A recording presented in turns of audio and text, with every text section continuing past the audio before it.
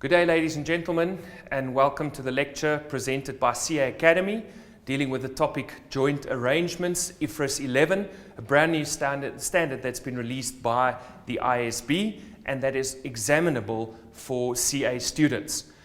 Let's have a look at this topic today by moving on to the first chapter, and that is on slide number 4. So looking at the introduction to IFRS 11, that we can see what's basically what the purpose is of IFRS 11 and what it's all about. On slide 5, you can see a short history there. You can see that it's been developing since November 2004. IFRS 11, of course, replaces IAS 31. So IAS 31 has been completely withdrawn. It's not a partial replacement or anything like that. It's a complete replacement of IAS 31. So no more studying IAS 31. It's now IFRS 11 dealing with joint arrangements. The effective date, of course, being 1 January 2013 and already applicable to your studies. If we move on to slide number 6, what is the core principle of IFRS 11? A party to a joint arrangement, so you can see there's already a term, a joint arrangement, determines the type of joint arrangement in which it is involved by assessing its rights and obligations. So I want to warn you right from the start that is a big focus point of IFRS 11, looking at what the parties are entitled to, what they are exposed to, what they are obliged for, etc. So by assessing its rights and obligation, and then accounts for those rights and obligations in accordance with that type of joint arrangement. The accounting policy choice of proportionately consolidating jointly controlled entities has been removed in terms of IFRS 11. Now, I just want to talk about this quickly. For those students who know what IAS 31 was all about, you can remember that joint ventures were accounted for either according to the equity method or according to the proportionate consolidation method. And the preferred method was then the proportionate consolidation, and students were examined on the proportionate consolidation method 90% of the time when it got around to testing joint ventures. Now, what has happened to the proportionate consolidation method is that it has fallen away, but also not completely. And you will see that you get two types of joint arrangements. The first one is a joint operation, and the second one is a joint venture. So you must be very careful. Joint arrangements, the first one is a joint operation, the second one is a joint venture. Now, joint ventures cannot be accounted for in any other way but the equity method. All right, you will see. So the equity method needs to be followed in respect of joint ventures. You will see also under which circumstances and all of those things, but the equity method and joint ventures now go together. So the good news for you is that if you've done your studying regarding associates, you've basically also done your studying regarding joint ventures. But the problem comes with joint operations. Now, a joint operation is a type of a joint arrangement, but that isn't really separate from the investor, okay, or the joint operator. Okay, so what is important here is that the investor's percentage of assets, liabilities, and all of those things are still included in the investor's own financial statements. Now, that seems to many students to be the proportionate consolidation method. And we're going to talk about this in a short while. Is that the proportionate consolidation method or not? Because the answer is actually yes and no, and you will see why in a short while. Now, if we can move on to slide number 7, you can see that this is your approach. The first thing that you need to be looking for is a contractual arrangement. Whether it's spoken or whether it's like a verbal arrangement or an agreement, doesn't matter as long as it's legally enforceable. All right? So a contract. And now that contract must establish joint control.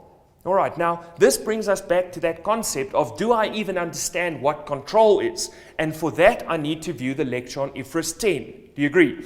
So joint control for the parties, that are affected by that arrangement. So when I say for all parties, I don't mean for all the operators or all the joint venturers or whatever. I'm saying that it establishes joint control for those affected by the contract. Okay, so you might have 5 parties, but 2 parties collectively control that enterprise. And then they have a contract that establishes joint control for those two parties. That's what I'm talking about in the first bullet point there, or the first sentence. So a contract that establishes joint control for the parties affected by that contract.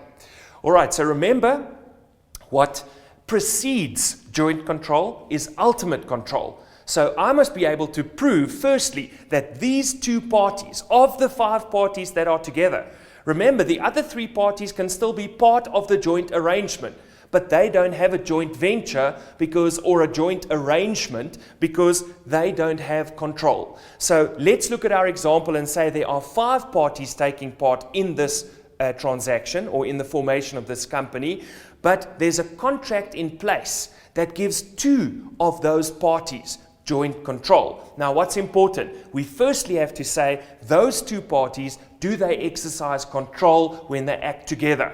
All right, and for that we bring in the concepts of IFRS 10. And then once we've established the control, then we say, does this contract give these 2 parties joint control over the joint venture or the joint operation? All right, now what is important? What is joint control? Because now that we know these 2 parties have control, what is joint control between the 2 of them?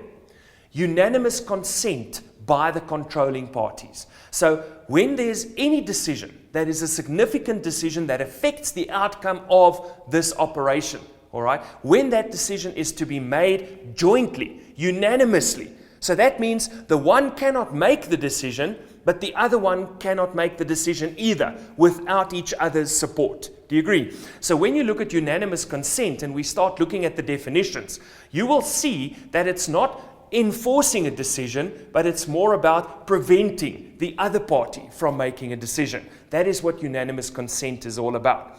So once we've established that these 2 parties have control, then we look at the contract and we make sure that the contract establishes joint control. So the contract is not going to establish control. We need to look at their power instruments. Do you agree? But then between the 2 of them, the contract must establish that there must be unanimous consent between the 2 before decisions can get made. Now, once you've got all of that in place, then you have a joint arrangement. And then there's a subclassification you can see on the left-hand side, joint operation, and on the right-hand side, a joint venture. And this is what I was speaking about earlier. A joint venture is equity accounted, and a joint operation, I almost want to say, is proportionately consolidated, but I want to qualify that statement by saying, look at the next chapter that you can see, or the rest of the lecture, that you can understand that it's not really the full proportionate consolidation method that is applied. All right, so that is then your approach on slide number 7. In the next chapter, we're going to be looking at the important definitions that are contained in IFRS 11.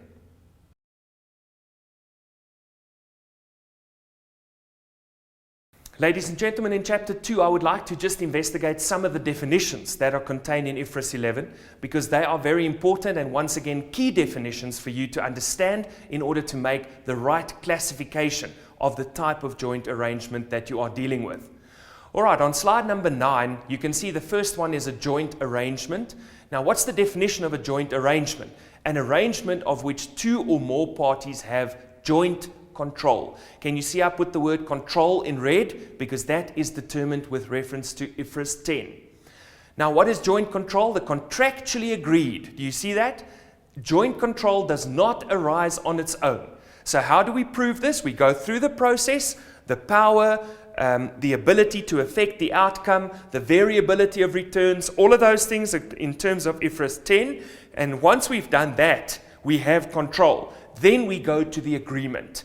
Now, the agreement must determine the contractually agreed sharing of control of an arrangement, which exists only when decisions about the relevant activities require the unanimous consent of the parties sharing control. Now, that's important, unanimous consent. The control is to be determined with reference to IFRS 10. Let's move on to slide number 10, a joint operation. Now, ladies and gentlemen, remember your approach slide that I gave you? you are now looking at unanimous consent and joint control and all of those things. Then you establish we have a joint arrangement. Do you agree? Now, the two type of joint arrangements that you get, the first one is a joint operation and the second one is a joint venture. And that's why this slide number 10 is extremely important, so that you understand the difference between the two by already starting to look at the definition. A joint operation. Now, all I want to say, ladies and gentlemen, I want to give you my personal feeling about the difference between these two.